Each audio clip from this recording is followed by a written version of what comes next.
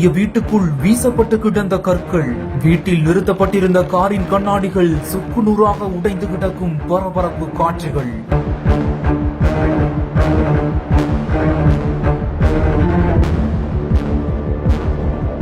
இரவோடு இரவாக நடந்தது என்ன? பகீர் கிளப்பிய அதிர்ச்சி சம்பவம்.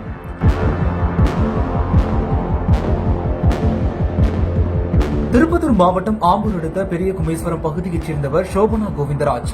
இவர் ஊராட்சி மன்ற தலைவராக இருந்து வரக்கூடிய நிலையில இவருடைய கணவர் கோவிந்தராஜ் கடந்த 3 வருடங்களுக்கு முன்பா கூறப்படுது. இந்த நிலையில தான் கடந்த 1 வருடத்திற்கு முன்பா ஊராட்சி மன்ற தலைவரான சோபனா குடும்ப பிரச்சனை காரணமா தனது உறவினரான சந்தோஷ் என்பவரால் தாக்கப்பட்டு தற்போது குடியாத்தம் அடுத்த சீவூர் கிராமத்துல அவருடைய தாய் வீட்டுல வசித்து வருவதாக கூறப்படுது.